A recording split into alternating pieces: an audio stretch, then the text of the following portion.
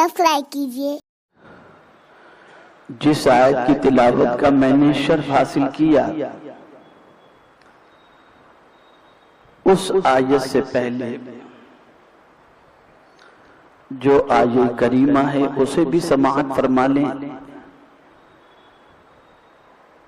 अल्लाह रब्बुल इज्जत जल्ल जलालहू ने कुरान मुक़द्दस में इरशाद फरमाया, वइज़ क़ालुल्लाहुम्मा इन कान हाज़ा हुवल हक़्क़ु मिन इंदिक फ़अम्तिर अलैना हिजारतम मिनस समा अव इतना बिअज़ाबिन अलीम। और जब उन्होंने कहा कि ए अल्लाह, अगर हो यही कुरान सच तेरी तरफ से तो बरसा हम पर पत्थर आसमान से और लिया हम पर दर्दनाक अजाब। जब मेरे आका सल्लल्लाहु तआला अलैहि वसल्लम लोगों के सामने कुरान पेश करते, लोगों के सामने अल्लाह का दीन पेश करते और लोगों को अल्लाह रब्बुल इज्जत जल्ल जलालहू के अजाब से डराते, तो बाद रिवायतों में आया है कि अबू जहल ने यह कहा कि अगर ये कुरान सच्चा है तो ए अल्लाह, हम इस कुरान को नहीं मानते,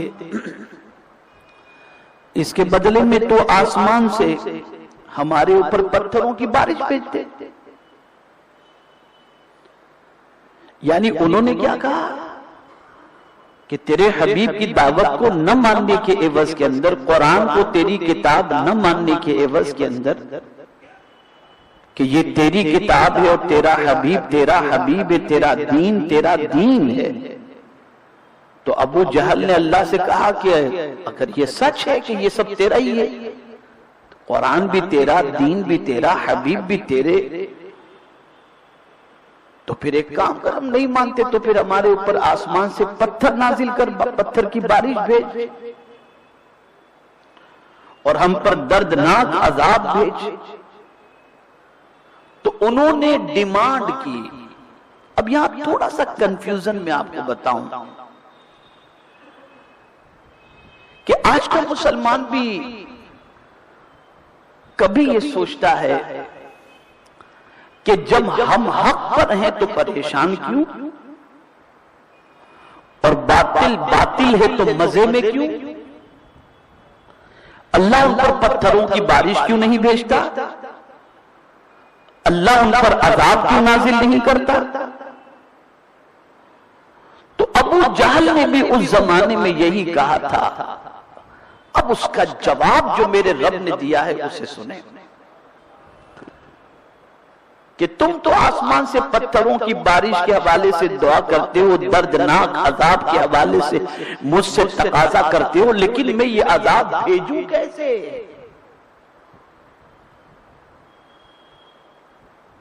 ये बात सही है कि तुम्हारे करतूत गलत हैं, ये बात सही है कि तुम मुनकिर खुदा हो, लेकिन तुम जानते हो कि तुम पर अजाब में क्यों नाजिल नहीं करता, आसमान से पत्थरों की बारिश क्यों नहीं फेंकता, और दर्दनाक अजाब में गिरफ्तार क्यों नहीं करता।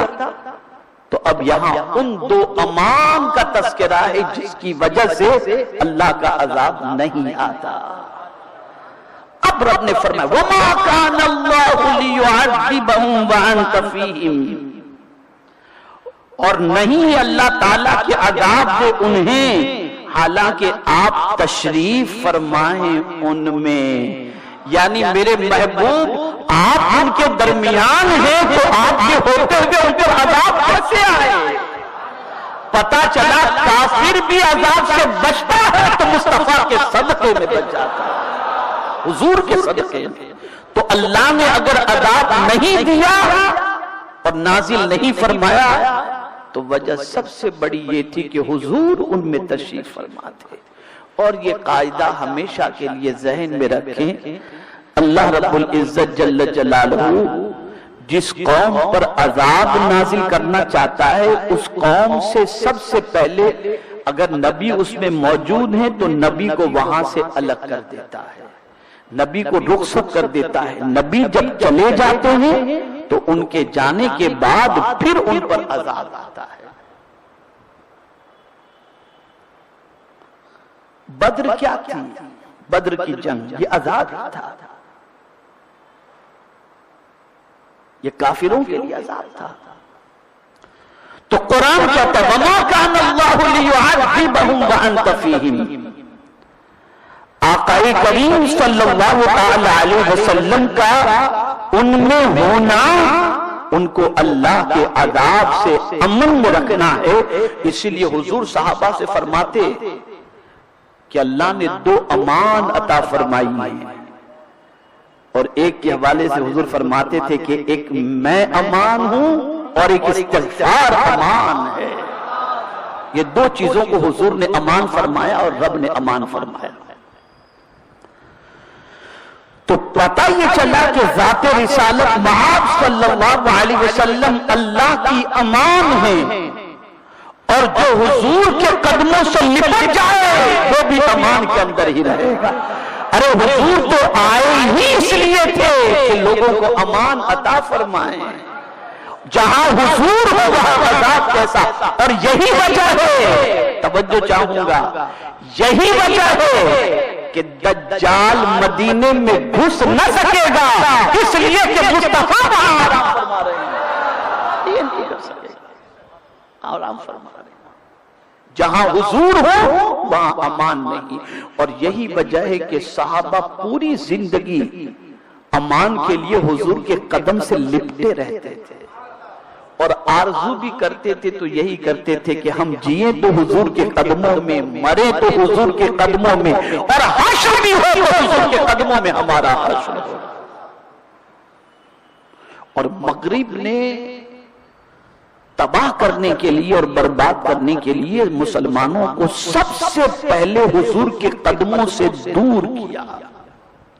اور قربان جائیے، اعلیٰ حضرت کی نظر قرآن پر تھی، اور اعلیٰ حضرت عظیم البرکت امام عشق و محبت جو ہے واقف اسرار تھے، واقف اسرار و رموز قرآن تھے، اور جانتے تھے کہ حضور کے قدموں میں امان ہے. اس لیے کہتے ہیں جو تیرے در سے یار پھرتے ہیں در بدر یوں ہی خوار پھرتے ہیں، اور کہتے ہیں بخدا خدا کا یہی ہے در، نہیں اور کوئی مفر مقر جو وہاں سے ہو یہیں آ کے ہو، جو یہاں نہیں تو وہاں نہیں.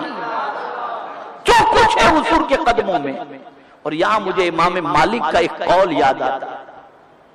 حضرت امام مالک رضی اللہ تعالیٰ عنہ سے کسی نے پوچھا کہ امت کی اصلاح کی کوشش کی جائے اور پھر بھی امت نہ سدھرے، قرآن سنایا جائے پھر بھی نہ سدھرے، حدیث سنائی جائے پھر بھی نہ سدھرے، تو اس قوم کو سدھارنے کا طریقہ کیا ہے؟ امام مالک فرماتے حضور کے قدموں سے قریب کر دو، یہ قوم سدھر جائے گی.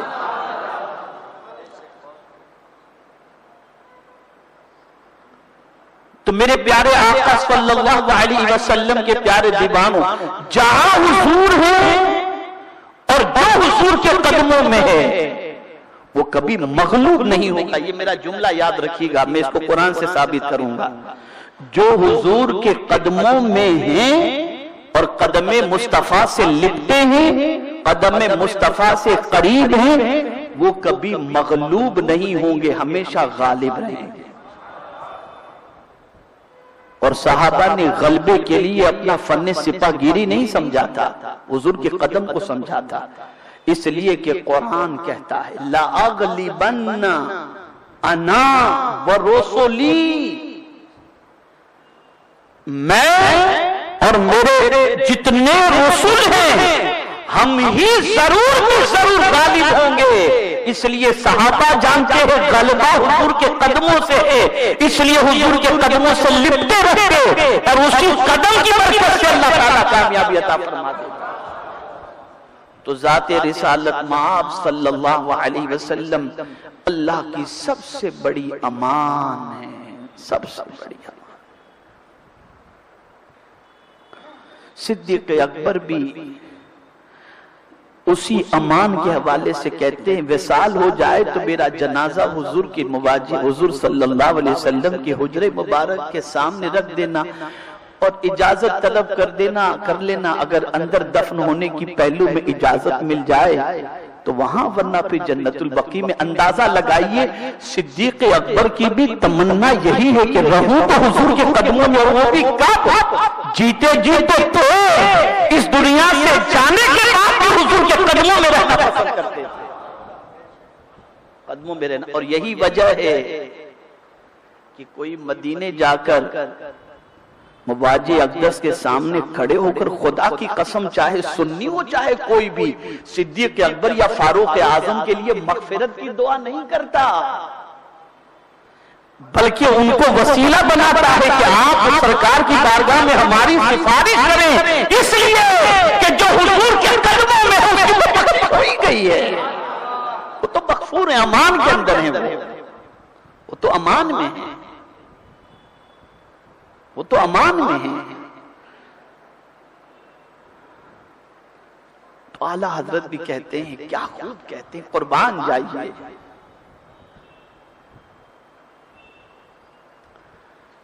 خوف نہ رکھ رضا ذرا،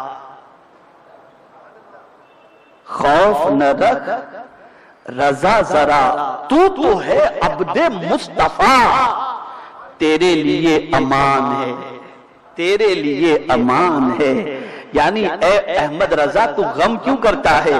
تو نے تو پوری زندگی لوگوں کو حضور کے قدموں سے قریب کرنے میں گزار دی، اور تیرا معاملہ یہ ہے کہ تو اٹھتے بیٹھتے اگر کسی کے قدموں میں رہنا پسند کرتا ہے تو حضور کے قدموں میں رہنا پسند کرتا ہے، تو تجھے گھبرانے کی ضرورت نہیں ہے۔ جن کے قدموں میں رہنا تو پسند کرتا ہے وہ ذات ایسی ہے کہ ان کے صدقے میں تیرے لیے امان ہے، تیرے لیے امان ہے۔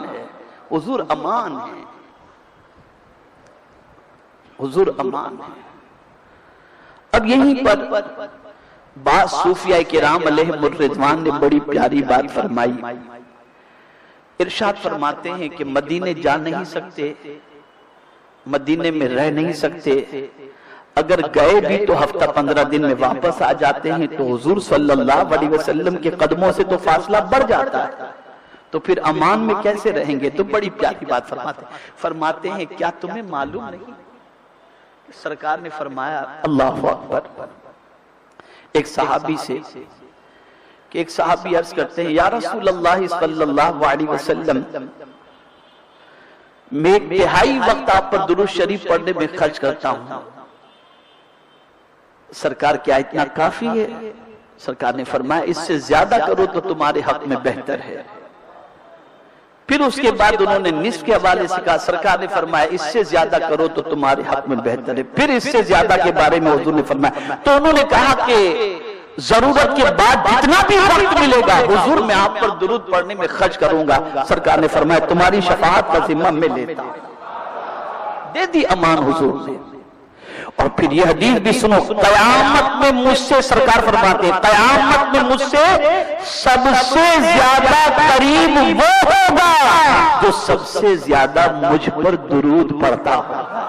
تو اب امان کی چیز کیا ہو گئی؟ حضور سے قریب ہونا ہے تو درود پڑھو، اس کی کثرت کرو، اس لیے کہ تم یہاں درود پڑھتے ہو، تمہارا نام حضور کی بارگاہ میں فرشتے پہنچا دیا کرتے ہیں، تمہاری حاضری لگ جاتی ہے، تم حضور کے قدموں میں پہنچ جایا کرتے ہو، آقا کریم صلی اللہ علیہ وسلم سے قریب ہو جایا کرتے ہو۔ تو عرض کرنے کا منشا یہ ہے، پہلی امان حضور کا قدم ہے، حضور کی ذات بابرکت ہے، اور جتنا ہو سکے حضور صلی اللہ علیہ وسلم سے قریب ہونے کے لیے آقا سے محبت بھی کرو، آقا کی الفت کا چراغ بھی سینے میں جلاؤ، اور آقا کریم صلی اللہ علیہ وسلم پر کثرت سے درود شریف پڑھو، اور یہ بات یاد رکھو کہ حضور کے قدموں سے دور ہونا اپنے لیے ہلاکت اور تباہی تصور کرو۔ تو ذات رسالت مآب صلی اللہ علیہ وسلم امان ہے۔ اس لیے آپ دیکھیں دنیا پوری کوشش کر رہی ہے کہ مسلمانوں کے سینے سے حب رسول نکل جائے، اس لیے کہ اس قوم کو تباہ اسی وقت کیا جا سکتا ہے جب یہ قوم حضور سے اپنا فاصلہ بڑھا دے. جتنی حضور سے یہ قوم دور ہوگی اتنی یہ قوم تباہی کی شکار ہوگی، اور جتنی ہی قریب حضور سے ہوگی اللہ اتنی ہی کامیابی ان کو عطا فرمائے گا. اب آپ دیکھیں، ایک صحابی آقا کریم صلی اللہ علیہ وسلم کی بارگاہ میں حاضر آئے، عرض کرتے متی الساعہ یا رسول اللہ، کہ اللہ کے رسول صلی اللہ علیہ وسلم قیامت کب آئے گی؟